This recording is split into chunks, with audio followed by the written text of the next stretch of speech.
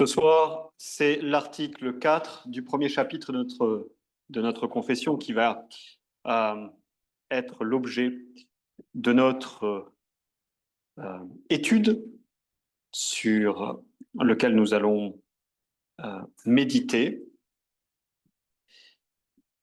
Cet article dit la chose suivante. L'autorité de l'Écriture sainte qui doit être crue et obéie dépend non pas du témoignage d'un homme ou d'une église, mais entièrement de Dieu, son auteur, qui est la vérité même. Elle doit donc être reçue parce qu'elle est la parole de Dieu. Alors, nous avons là un article très important. Un article très important, alors qu'il s'enracine lui aussi, un petit peu comme l'article précédent, dans un contexte polémique avec l'Église de Rome, mais même considéré hors de tout contexte polémique, la pure vérité positivement enseignée par cet article est extrêmement importante. Il s'agit donc d'un article qui traite de l'autorité de l'Écriture. Et si c'est en général quelque chose que dans nos milieux, on tient assez fermement et que l'on perçoit assez clairement, vous verrez que parfois les implications, elles, ne sont pas perçues, reçues ou comprises avec autant de facilité. C'est un article donc qui traite de l'autorité de l'Écriture. J'ai ce soir organisé ma méditation en 3 parties que je vous livre d'avance. Première partie, qu'est-ce que l'autorité de l'Écriture? Nous allons voir ensemble ce qu'est l'autorité de l'Écriture. Deuxièmement, d'où vient l'autorité de l'Écriture? Et troisièmement, d'où ne vient pas l'autorité de l'Écriture? Et nous aurons ainsi couvert l'ensemble, la totalité de ce 4e article. Alors commençons par la première partie qui sera la plus courte. Qu'est-ce que l'autorité de l'Écriture? C'est un article qui a trait à l'autorité de l'Écriture, oui, mais l'autorité de l'Écriture, qu'est-ce que c'est exactement? Pas simple à définir l'autorité. Or, je vous donne une définition de l'autorité de l'Écriture. L'autorité de l'Écriture, c'est cette dignité et cette excellence de la Sainte Écriture, en vertu de laquelle nous sommes obligés de croire et d'obéir à ce qu'elle dit. L'autorité de l'Écriture, c'est cette dignité, cette excellence de la Sainte Écriture, en vertu de laquelle nous sommes obligés, contraints, forcés de croire et d'obéir à ce qu'elle dit. C'est ça l'autorité, cette dignité de l'Écriture, cette excellence, ce droit, pourrait-on dire même ce pouvoir, cette puissance de l'Écriture qui la rend digne de foi et qui lui permet de lier les consciences et toutes les consciences. Ça, c'est l'autorité de l'Écriture. Passons à la deuxième partie de la méditation ce soir. D'où vient l'autorité de l'Écriture, mes amis? D'où vient l'autorité de l'Écriture? La réponse est simple. L'autorité vient toujours de l'auteur. Et vous aurez remarqué, que nous trouvons dans autorité et auteur la même racine. Autorité, auteur. C'est la même racine. L'autorité de la parole nous vient de son auteur. Et qui est l'auteur de l'Écriture? De Timothée, chapitre 3, verset 16. L'Écriture est soufflée de Dieu, soufflée par Dieu. Dieu en est l'auteur. Ainsi dit l'Éternel. La parole de l'Éternel. Voilà comment l'Écriture nous parle d'elle-même. L'Écriture, c'est la parole de Dieu. L'auteur de l'Écriture, c'est Dieu. Et qu'est-ce que ça veut dire? Eh bien, ça veut dire dès lors que l'autorité de l'Écriture est divine.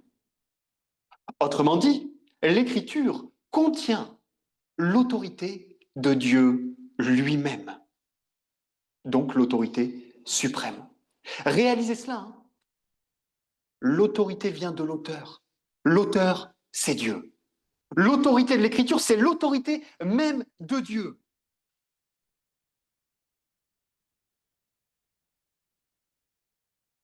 Que l'autorité de l'Écriture soit divine implique deux choses.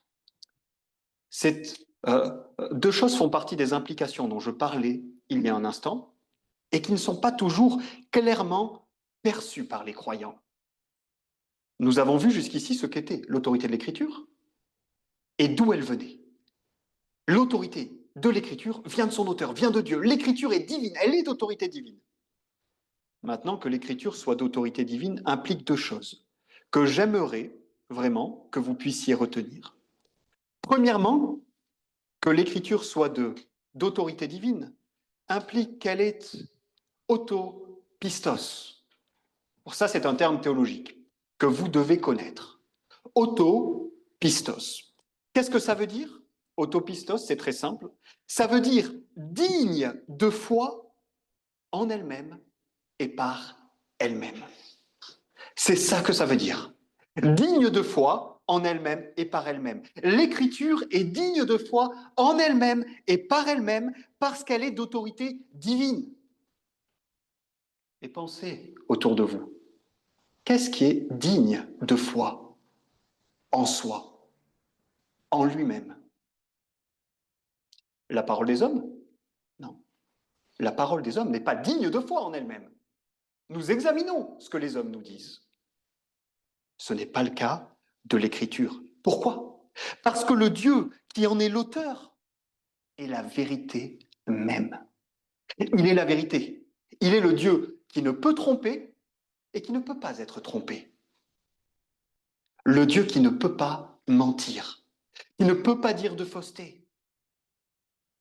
L'Écriture est donc digne de foi en elle-même, par elle-même, dans tout ce qu'elle dit. Qu'est-ce que ça veut dire? Ça veut dire que même si aujourd'hui, dans le monde dans lequel on vit, à l'époque à laquelle on vit, même si personne ne croyait la vérité de l'Écriture pour en rendre témoignage, s'il ne se trouvait personne sur terre pour dire l'Écriture est la parole de Dieu, l'Écriture serait tout de même, en elle-même et par elle-même, digne de foi. Même sans le témoignage d'aucun homme et d'aucune Église, elle serait digne de foi en elle-même et par elle-même. Et ça, le Seigneur Jésus-Christ nous l'a rappelé dans l'évangile de Jean, au chapitre 5 et au verset 34. Le Seigneur Jésus dit en parlant de lui, « Pour moi, je ne reçois point le témoignage de l'homme. Mais je dis ceci, afin que vous soyez sauvés. Ce que je dis est vrai, et je n'ai pas besoin du témoignage d'aucun homme pour que cela soit manifeste. Ce que je dis est vrai. L'Écriture, c'est la parole du Christ. Elle n'a pas besoin, elle se passe du témoignage des hommes. Si demain plus personne ne croit en la Bible, cela ne changera rien au fait qu'elle est en elle-même et par elle-même digne de foi. Pour moi, je ne reçois pas le témoignage d'aucun homme, dit notre Seigneur. Alors, voyez, que l'Écriture soit d'autorité divine, ça implique premièrement qu'elle est en elle-même et par elle-même digne de foi. Dieu qui est la vérité est son auteur. Deuxièmement, que l'Écriture soit d'autorité divine, cela implique qu'elle est principe des choses divines. Je vous ai déjà parlé de cela, mais j'y reviens, parce que c'est quelque chose d'extrêmement important. Nous disons que l'Écriture, parce qu'elle est d'autorité divine, est le principe de la connaissance théologique, c'est-à-dire de la connaissance des choses qui ont trait à Dieu, à ses œuvres, au salut, à la vie éternelle. L'écriture est un principe. Le terme principe a été emprunté par l'Église à la philosophie d'Aristote. Qu'est-ce que c'est un principe? Un principe, premièrement, c'est une vérité qui se fait connaître comme vraie par sa propre lumière. Il y a deux choses à retenir à propos d'un principe. La première, c'est celle-ci. Un principe, c'est quelque chose, c'est une vérité qui se fait connaître comme vrai par sa propre lui-même, par sa propre lumière. C'est par lui-même que le principe s'impose à nous comme étant vrai. En lui-même et par lui-même, il est évident, le principe. Il s'impose comme vrai par sa seule lumière. Il ne dépend de rien d'autre pour manifester sa véracité. Ça, c'est le premier élément d'un principe. Et le deuxième élément d'un principe, c'est que le principe n'est prouvé par rien d'autre que lui-même. Autrement dit, le principe est au-delà de toute démonstration argumentative. Il se rend manifeste par sa propre lumière. Il n'a pas besoin d'autres vérités déjà établies pour démontrer sa vérité. Il ne se prouve pas, le principe, il s'impose à nous. Il est en lui-même, par lui-même, évident. Et parce qu'il ne se prouve pas et qu'il s'impose à nous, il est le fondement et la base de tout ce que nous allons démontrer et prouver par ailleurs. Si vous pensez au raisonnement humain comme à un édifice, les principes sont le fondement sur lesquels on va édifier et construire. Le principe ne se prouve pas. Il a sa propre autorité, sa propre lumière, et il s'impose à tous. Il est évident par lui-même. Au-delà de toute démonstration argumentative. Alors, vous verrez, hein, ce que je dis là ne rentre pas en conflit avec l'article suivant qui va nous parler des différentes évidences ou des différentes marques qui tentent à prouver que l'écriture est la parole de Dieu. On verra ça, si Dieu le permet, la semaine prochaine. Néanmoins, ces évidences et ces marques ne sont pas des démonstrations de la divinité de l'écriture. Parce que la divinité de l'écriture, des démonstrations au sens strict du terme, hein, parce que la divinité de l'écriture est un principe. L'autorité divine de l'écriture est un principe. Elle ne se démontre pas. Alors peut-être vous direz, mais si c'est un principe, s'il est évident en lui-même, s'il s'impose à sa propre lumière, grâce à sa propre lumière, pourquoi est-ce qu'il y a si peu de gens, hein, si c'est si évident, qui croient en la divine autorité de l'écriture? Eh bien, l'écriture nous dit que c'est parce que les hommes sont aveugles à cause du péché. C'est pas à cause d'un défaut de lumière dans l'écriture. C'est à cause d'un défaut de perception dans le cœur de l'homme. Le soleil brille toujours, hein, d'une lumière évidente et manifeste pour tous, y compris pour l'aveugle. Seulement l'aveugle n'a pas ce qu'il faut pour voir briller le soleil. Il en va de même avec l'écriture. Le principe, c'est le plus haut degré de certitude que nous pouvons posséder dans notre connaissance humaine. Et je tiens à le préciser, hein, toutes les sciences, toutes les connaissances ont un certain nombre de principes sur lesquels elles vont bâtir. Ces principes, ce sont les choses les plus certaines que l'on peut connaître. Eh bien, le principe de notre connaissance de Dieu, qu'est-ce que c'est? C'est l'écriture. Et l'écriture seule. Et ça, je ne me contente pas de vous le dire. Je vous le démontre preuve à l'appui. Et preuve biblique à l'appui. L'écriture elle-même se présente comme étant le principe de toute notre connaissance de Dieu. Comment fait-elle cela? Avez-vous remarqué dans l'écriture, hein, que l'écriture elle-même se compare à la lumière et se compare à une lampe? Et mes frères, le propre de la lumière, c'est qu'elle se fait connaître par elle-même et qu'elle fait connaître tout le reste. Exactement comme un principe. Le propre de la lumière, c'est qu'elle se fait connaître par elle-même. Vous ne percevez jamais la lumière avant que la lumière ait frappé votre œil. Et c'est une fois que la lumière a frappé votre œil que vous percevez tout le reste. C'est exactement la même chose pour l'écriture. Parce qu'elle est un principe.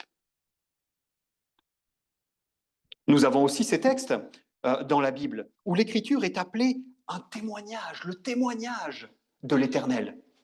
Quel nom étrange pour l'écriture. Pourquoi est-elle appelée le témoignage? Eh bien parce que comme les principes, l'écriture témoigne de sa propre véracité et d'elle-même, sans l'aide de rien d'autre. Voyez, l'écriture elle-même nous enseigne quels sont les principes de notre connaissance à salut de Dieu.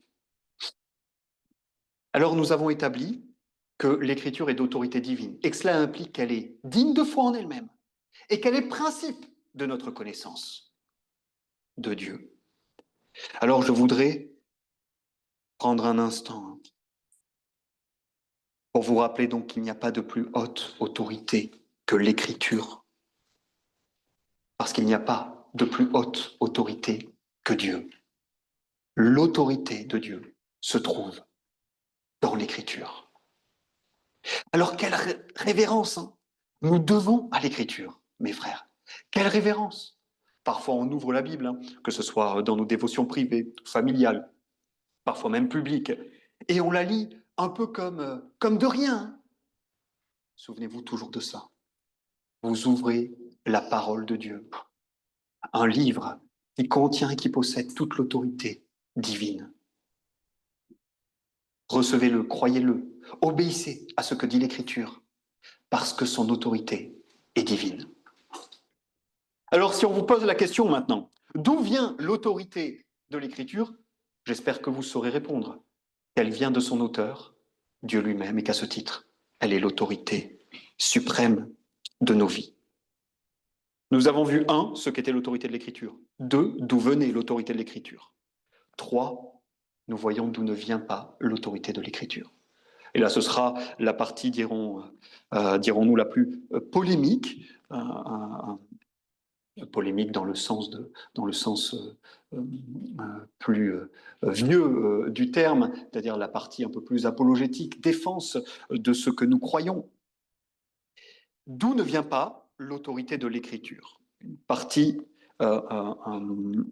préparée, bien sûr, pour répondre aux affirmations de l'Église romaine. Rome prétend que c'est l'Église qui donne à l'Écriture son autorité. C'est le contexte polémique de l'article en question dont je vous parlais tout à l'heure. Rome prétend donc que c'est l'Église qui donne à l'Écriture son autorité. Et Rome le fait de 2 manières. Tous les docteurs ne sont pas d'accord ne sont pas d'accord au moment d'articuler la manière avec laquelle l'Église donne à l'Écriture son autorité. Alors vous avez 2 écoles à Rome. Vous avez ceux qui prétendent que l'Église donne à l'Écriture son autorité et son autorité en elle-même. C'est-à-dire que l'Écriture n'a pas d'autorité divine en elle-même, c'est l'Église qui va conférer à l'Écriture en disant « elle est parole de Dieu ». C'est l'Église qui va lui conférer sa divine autorité. Certains d'entre vous auront souvenir du malheureux docteur Eck, pour ceux qui en particulier ont lu les ouvrages de la Réformation, l'histoire de la Réformation au XVIe siècle de Merle d'Aubigné. Le docteur Eck est très célèbre parce qu'en Allemagne, il a débattu avec Luther, un docteur catholique respecté. Le docteur Eck nous dit dans ses écrits que les Écritures ne sont pas authentiques, sinon par l'autorité de l'Église. C'est l'Église qui confère à l'Écriture, en elle-même, une divine autorité, une divine authenticité. Certains docteurs de Rome se sont exprimés en affirmant que l'Écriture, la Bible, en elle-même, écoutez bien, n'était pas plus crédible que le Coran ou les fables d'Ésope, et que c'était l'Église qui donnait à l'Écriture toute sa crédibilité et son autorité. Alors là, on dira que c'est l'école la moins fine et la plus rude de l'Église romaine, qui prétend que c'est l'Église de Rome qui confère à l'Écriture une divine autorité, dans le sens pur et dur. Vous avez une autre école, un peu plus fine, dira-t-on. Cette école prétend que l'Église donne à l'Écriture son autorité seulement par rapport à nous. Qu'est-ce que ça veut dire? C'est-à-dire cette école-là, ces docteurs-là, à Rome, ils vont reconnaître qu'en elle-même, l'Écriture possède une divine autorité. Et c'est normal puisque son auteur, c'est Dieu. Oui, oui, en elle-même, vous avez raison, l'Écriture possède une autorité divine. Mais par contre, nous avons besoin de l'autorité de l'Église pour connaître la divine autorité de l'Écriture. En somme, oui, l'Écriture est pleinement d'autorité divine, mais vous ne pouvez pas savoir qu'elle est d'autorité divine jusqu'à ce que l'Église vous ait dit elle est d'autorité divine. Il ne nie pas que l'Écriture soit de divine autorité en elle-même, mais il nie que cette divine autorité puisse être connue et reçue sans l'autorité de l'Église. Nous avons besoin de l'Église qui nous dit la parole est divine pour que nous puissions le croire. Alors mes frères, nous rejetons catégoriquement l'une et l'autre de ces assertions qui sont considérées par les réformés comme des blasphèmes de la pire espèce. Et je vais vous expliquer pourquoi. Ce n'est pas l'autorité, ni dans le premier sens, ni dans le deuxième sens. Alors commençons peut-être par la deuxième opinion, celle qui est un peu plus fine de prime abord, celle qui semble plus difficile à réfuter. Nous affirmons que la distinction entre l'autorité de l'Écriture en elle-même et l'autorité de l'Écriture par rapport à nous est en réalité un subterfuge. C'est un subterfuge. Et lorsque le subterfuge est identifié, nous nous retrouvons exactement dans la même position que la première opinion que j'ai mentionnée, celle de Eck, la plus grasse, la plus blasphématoire en elle-même. Pourquoi dis-je que cette distinction inventée par les docteurs de Rome est un subterfuge? Eh bien, Turretin rappelle quelque chose d'important à ce propos. Turretin, le grand scolastique réformé, nous dit il y a un piège évident dans cette distinction. Et le piège est le suivant, c'est que l'autorité est relationnelle. L'autorité, elle est toujours par nature en rapport avec quelqu'un d'autre. Il n'y a pas d'autorité en rapport avec quelqu'un, parce que le propre de l'autorité, c'est toujours d'être en rapport avec quelqu'un d'autre. Imaginez un roi qui n'a pas de peuple. Un roi qui n'a pas de peuple, il n'a pas d'autorité. Un mari qui n'a pas de femme et qui n'a pas d'enfant, il n'a tout simplement pas d'autorité. Pour avoir une autorité, vous avez besoin de l'autre. Pour qu'un roi ait une autorité, il lui faut un peuple. Pour qu'un mari ait une autorité, il lui faut une femme et des enfants. L'autorité se rapporte toujours à quelqu'un d'autre. Vous voyez? C'est par nature, c'est constituant de l'autorité elle-même. L'autorité est relative en ce sens qui implique une relation. Ainsi, si l'Écriture manifeste sa divine autorité en elle-même, elle doit aussi manifester sa divine autorité envers nous. Il ne peut pas y avoir d'autre solution. Et c'est précisément en vertu de cette divine autorité que nous la recevons, l'Écriture. C'est le but, c'est la fin de cette autorité. Cette autorité, elle est envers nous. Voyez? Ou elle n'est pas. Elle est envers nous ou elle n'est pas. Alors, si c'est par elle-même que l'Écriture manifeste sa divine autorité, il faut aussi que ce soit par elle-même qu'elle manifeste cette divine autorité envers nous. Vous voyez? Envers nous. Ainsi est écartée la seconde opinion le subterfuge des fins docteurs de Rome. En deuxième lieu, nous affirmons que ce n'est pas l'Église qui donne à l'Écriture son autorité, parce que l'Écriture nous dit que l'Église est fondée sur l'Écriture. La Bible nous dit que l'Église est fondée sur l'Écriture, ce n'est pas l'inverse. Éphésiens, chapitre 2, verset 20, étant édifiés, vous les croyants, nous l'Église, sur le fondement des apôtres et des prophètes, dont Jésus-Christ est la pierre angulaire. L'Église fondée sur l'Écriture, pas l'inverse, jamais l'inverse. D'ailleurs, qu'est-ce qui nous fait connaître ce qu'est une Église? Plus encore, ce qu'est une vraie Église. Et quelle autorité possède l'Église? Jusqu'à quel point on peut lui faire confiance? Qui nous fait connaître l'Écriture? C'est évidemment l'Écriture qui a primauté, priorité sur l'Église. Elle est le fondement sur lequel l'Église s'élève. Troisièmement, l'Écriture nous dit que l'Église doit être soumise à Jésus-Christ. Éphésiens chapitre 5, verset 24. Et la Bible nous dit aussi que l'Écriture est la parole du Christ. Colossiens chapitre 3, verset 16. Ainsi donc, l'Église doit être soumise à la parole du Christ. Elle doit être soumise à Christ, et l'Écriture est la parole de Christ. Elle doit donc être soumise à la parole de Jésus-Christ. Quatrième preuve que j'avance, et ce sera la dernière, l'Écriture nous dit partout qu'elle est infaillible. Et l'Écriture nous dit aussi partout que l'Église ne l'est pas. Il n'y a pas une vérité qui soit, en termes d'ecclésiologie, peut-être plus facile à prouver que celle-ci, Bible en main. L'Église n'est pas infaillible. Qui allons-nous écouter? La parole, qui dit elle-même qu'elle est infaillible, ou l'Église, dont la parole nous dit qu'elle est faillible et qu'elle a souvent failli?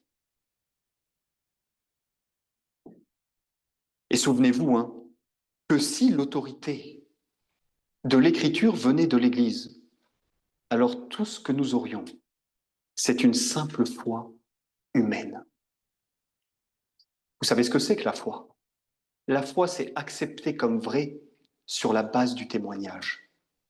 Notre foi est divine parce qu'elle repose sur un témoignage divin. Si tout ce que nous avons, c'est le témoignage d'hommes d'une Église, nous n'avons rien d'autre qu'une foi humaine. Et une foi humaine ne sauve personne. Alors voilà les 4 preuves que je voulais avancer ce soir, et je termine en répondant à 2 objections communes utilisées par ceux qui veulent défendre les erreurs de l'Église romaine. Premièrement, le premier argument que l'on va beaucoup entendre, il a beaucoup été utilisé dans la littérature, il est encore aujourd'hui beaucoup utilisé dans les débats entre protestants et catholiques. Les catholiques nous disent « l'Église existait avant l'Écriture ».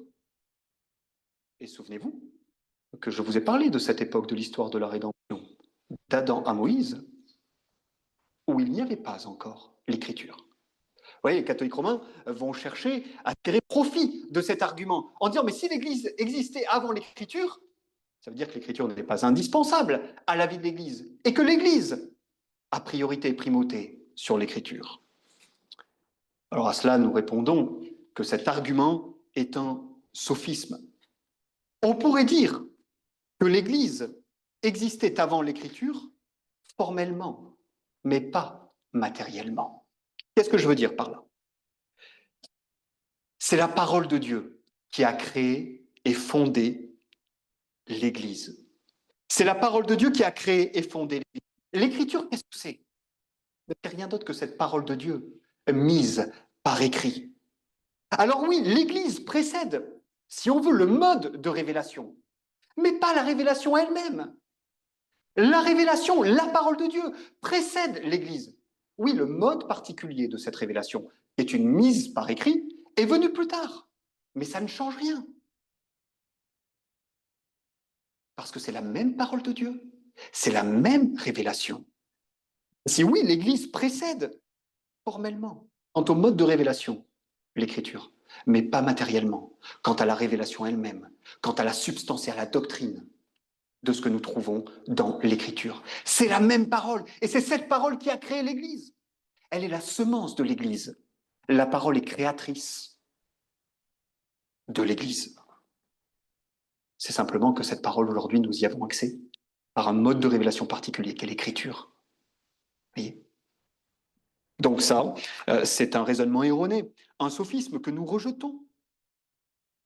Et le deuxième argument que l'on entend souvent, c'est sans le témoignage de l'Église, personne ne saurait, personne ne croirait que la Bible est la parole de Dieu. C'est parce que l'Église dit que c'est la parole de Dieu qu'il y a des gens qui croient que c'est la parole de Dieu. Alors, qu'est-ce que nous répondons à cela? J'en ai déjà un peu parlé tout à l'heure avec l'écriture qui est autopistos, mais j'apporte deux éléments de réponse supplémentaires.